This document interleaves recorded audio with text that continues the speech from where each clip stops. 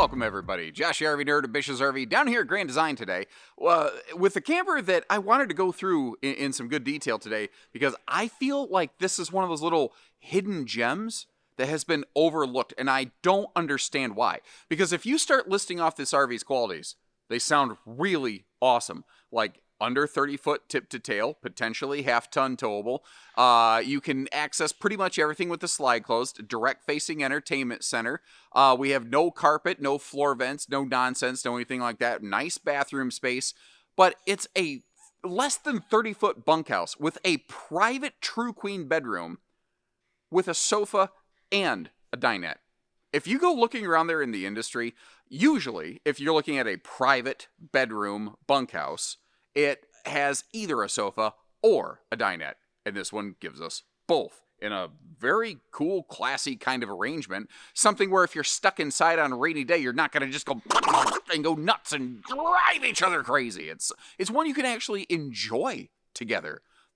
And I'm very shocked that this one hasn't generated a more fanfare, basically. And when this floor plan first debuted, Imagine came out with 8 or 9 new models all at the same time. Maybe it just slipped through the cracks. I don't know, but I thought this thing deserved a second day in court, and I wanted to go through it. Because this is a model I look at, I'm like, I'd camp it. I'd camp the crap out of this thing all day, every day.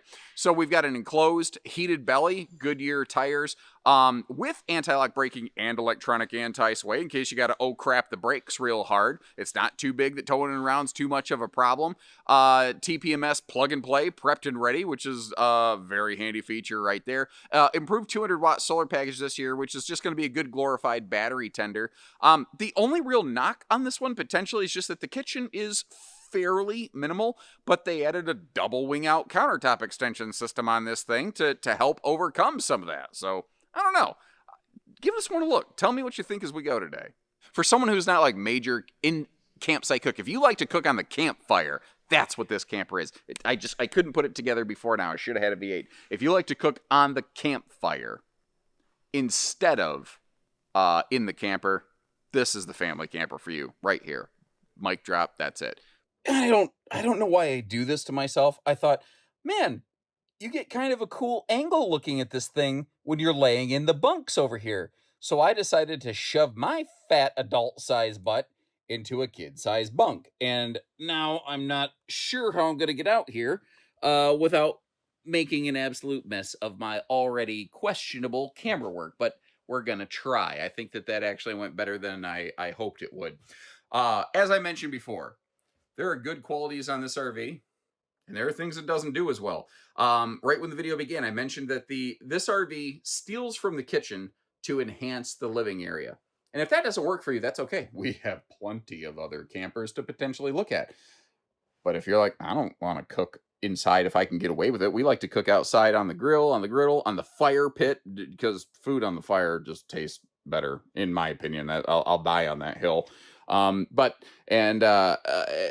thing is, this RV would work really nicely for my family and my household. So sitting here at the theater seat, what's nice about this, one, you have a really awesome entertainment center set up, but two, you have a very social seating engagement. And God forbid we put down the phones and we have less FaceTime and we have a little bit more face-to-face time. This is a really good way to be able to do that.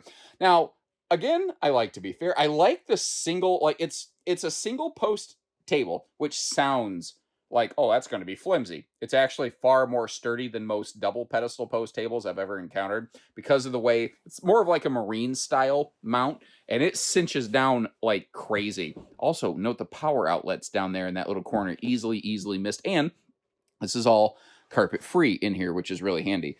But here's the thing. That is the size of a 2-bench dinette that is pretending to be a U dinette. That is not one of those 7-foot, what I call true U dinettes. It's a 3-person dinette, and it'll be fine for 3 people.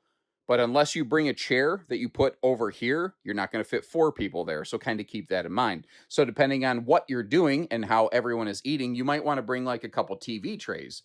Maybe you put the kids at the dinette, and you use a couple TV trays over at the sofa and have a little bit of a dinofa instance right there. There's no wrong way.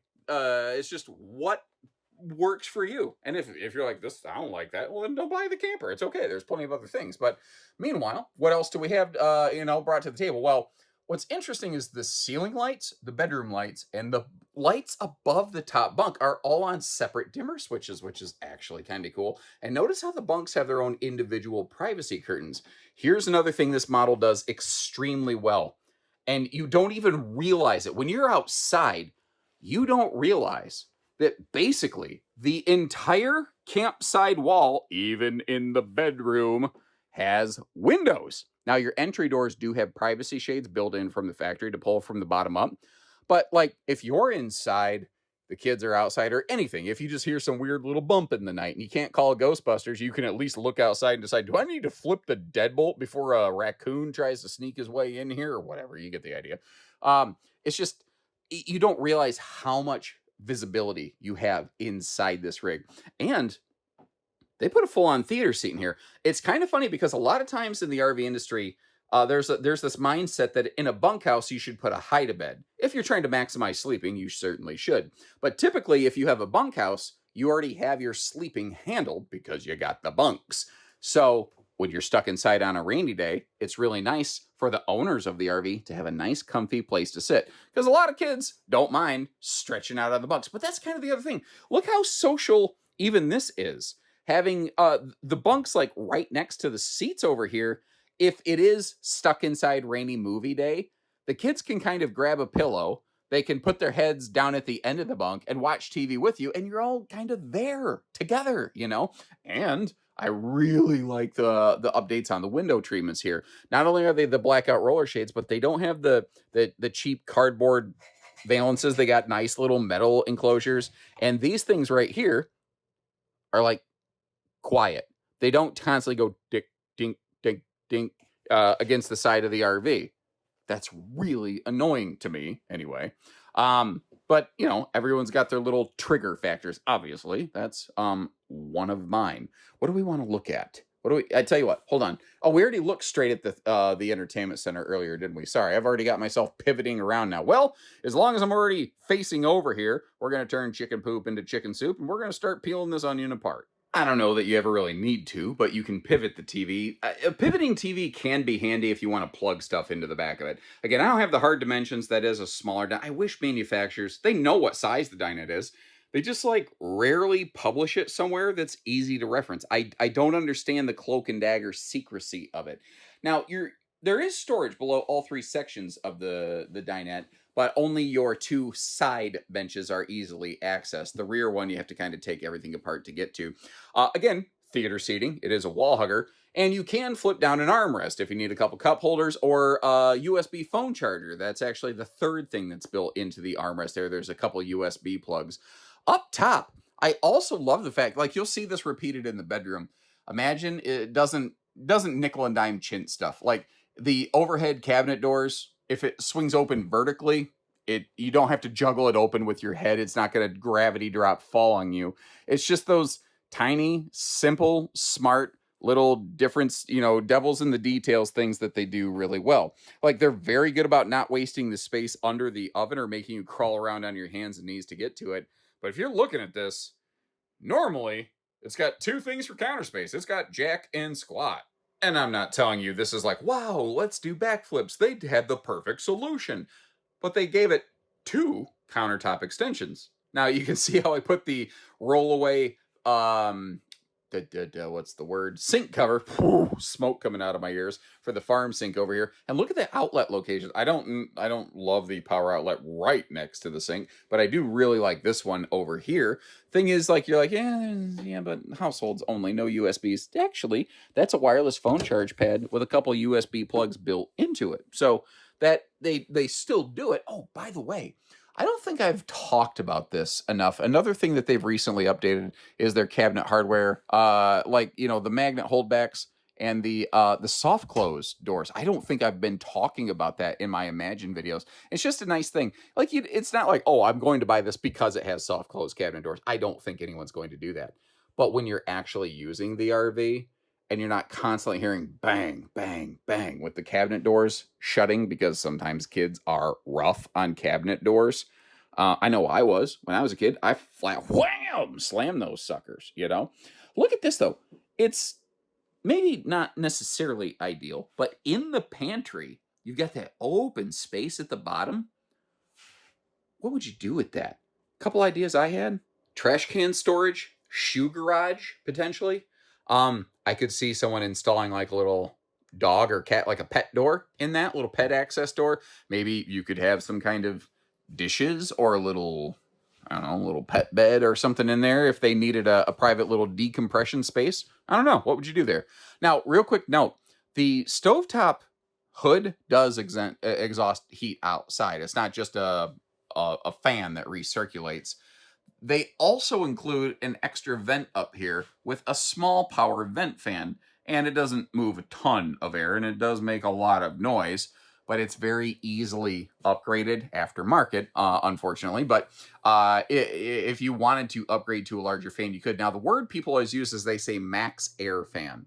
Max Air is a brand name like Kleenex. There's multiple builders of XL vent fans. I think Max Air is one of the very best, certainly.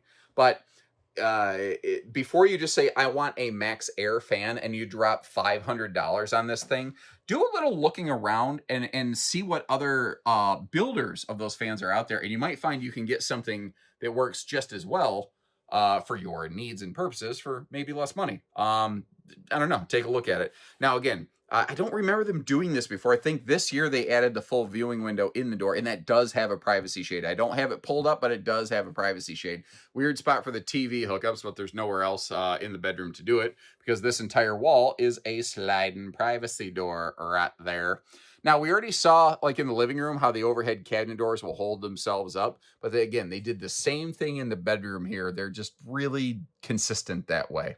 They're also really consistent about good bedroom storage, nice symmetry around everything. All the cabinetry is all pocket screwed lumber core, by the way, so it's not staples and exclusively particle board.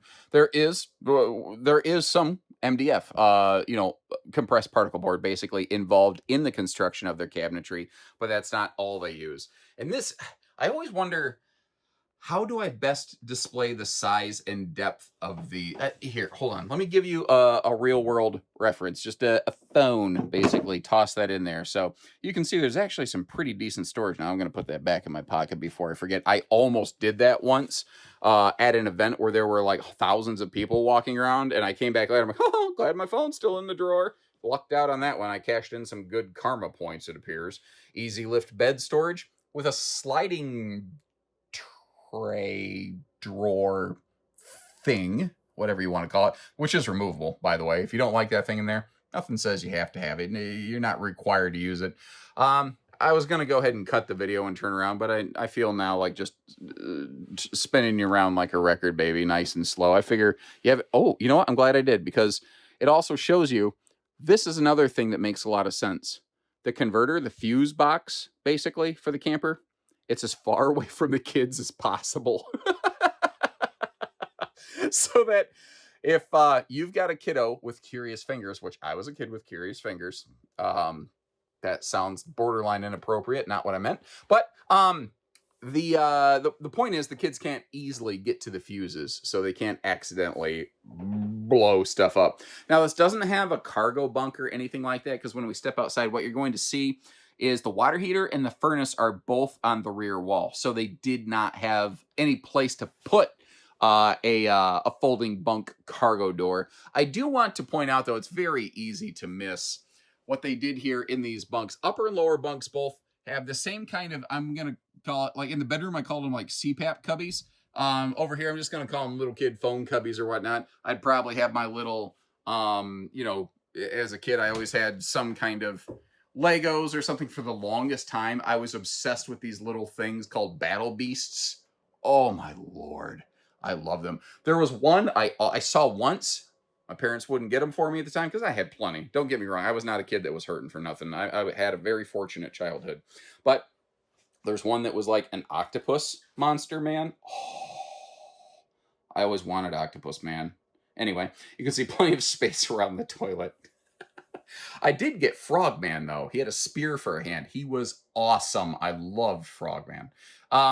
linen storage over there on the left. Notice how the linen storage is not armpit deep. What you're going to do is roll a towel up like a burrito and vertically stack them in there, and it'll work just fine. The reason it's not super deep is because that's where the kids' charging pockets are located. Now, this is a 6.5-foot ceiling height, so when I stand in the shower, my head's all the way up in the skylight. It just is. You can see, you notice I demoed the little retractable shower door there, by the way. Now, it gets confusing because sometimes people don't necessarily realize the different trim packages that are available in RVs, kind of like cars. So this is the Imagine XLS. You do have like thermal foil countertops here. When you go up to full Imagine, called just Imagine, you no longer have any thermal foil countertops. So that's one of the other, cost vector difference factors between a couple members of the Imagine family. Now, here's the thing. I'm not saying it's perfect road mode travel access, but this is better than I remember. I'll explain what I mean. Obviously, with the slide closed, you can still get into the bathroom. Let me double check. I already had this door swing. Yeah, okay.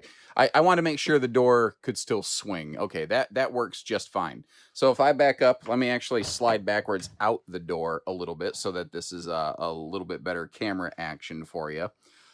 When everything's closed, it's all up in your face, but you can get to the pantry, you can get to the fridge, you can pack everything up. The sink is right over here, just to the right. That's readily accessible. The stove top would be functional.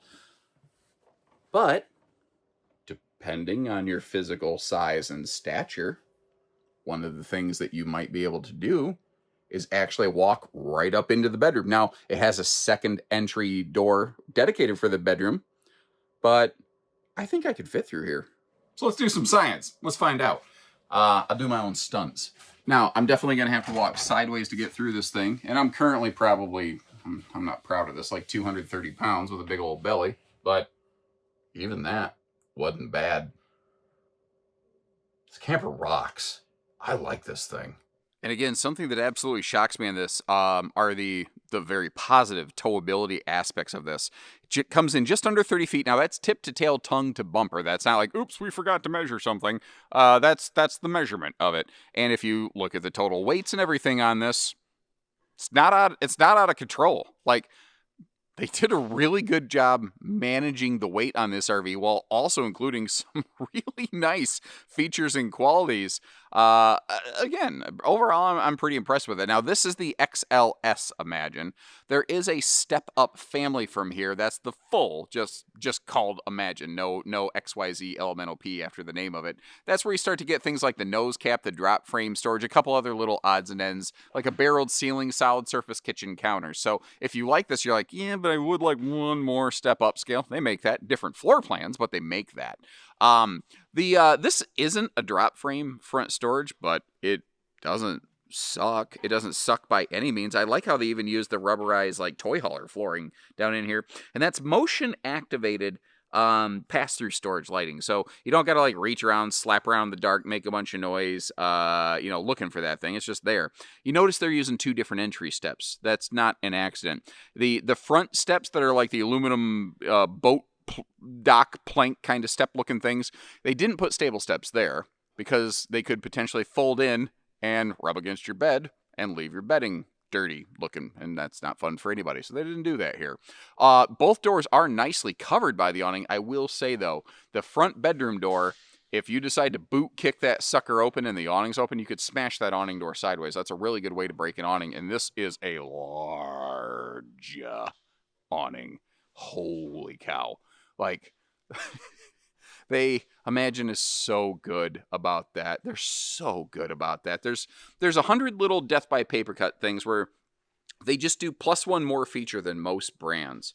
And yeah, they run a couple bucks more as a result, but the thing that you get from it is so nice and functional. Now down here, you've got an easy view that kind of indicates to you that this is not on your traditional I-beam kind of chassis system. This is on the Norco huck-bolted chassis, which seems to be something that is generally regarded as pretty good for eliminating structural concerns.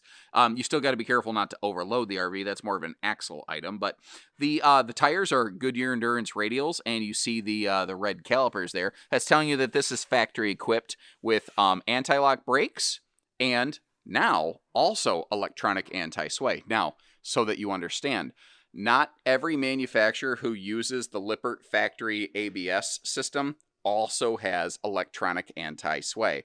That's an important thing this has that you can't see the difference on, and that's the kind of stuff I really like to hit on in these videos here. Obviously, you can see how it's got the little mini camp kitchen. I'm sure you get the idea. You got a fridge out there, you got a big old griddle, you got all that kind of stuff.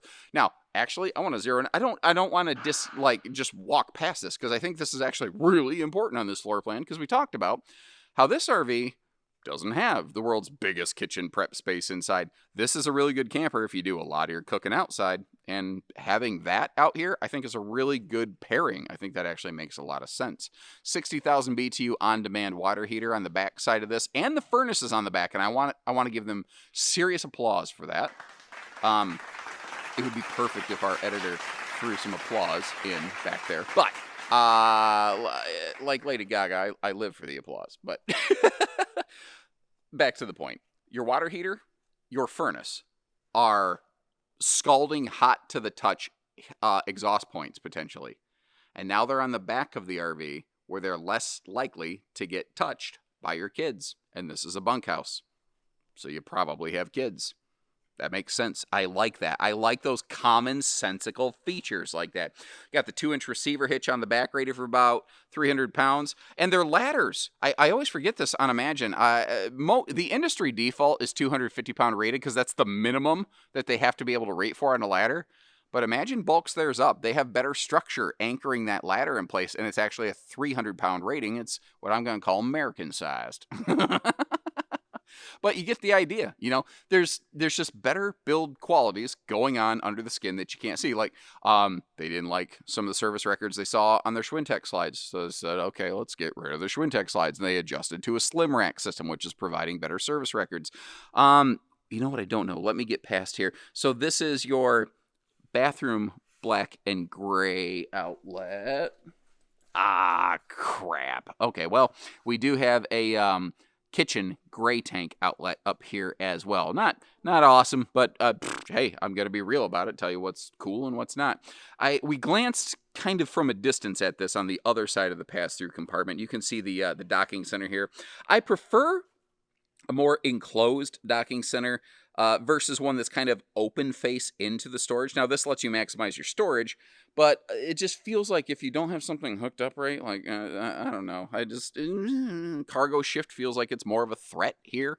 Underbelly's enclosed, forced air heated, roof with the ladder, obviously walkable, kind of like boots with the fur. But the solar panel has been upgraded for a bunch of years. They were running a 165-watt solar package on these, which is a battery tender. And now they're running a 200-watt package, which is a battery tender, but a better one. So thanks again for tuning in. I'm going to leave you a bunch of links in the description. First of all, to double check MSRP and availability. Now, we don't sell these for MSRP, but we're not able to advertise anything less than MSRP on these. Don't like that, but that's the case. We do have discounted sale pricing available, but it has to be upon request. Don't like that. Anyway, the other thing is, I might dig up a couple other bunkhouses with private bedrooms that are 30 foot or less. And again, take a look at that. And the common trend you'll notice is that most of the time, they don't have a sofa and a dinette. This one is one of the very few that has the full Monty in terms of living room function. Again, it had to put some pressure on the kitchen to handle that. So it's always a push and a pull. I don't know. Let me know what you think about it. I think it's a pretty slick layout. When you're ready, we're ready. Take care, stay safe, have fun, and happy camping, everyone.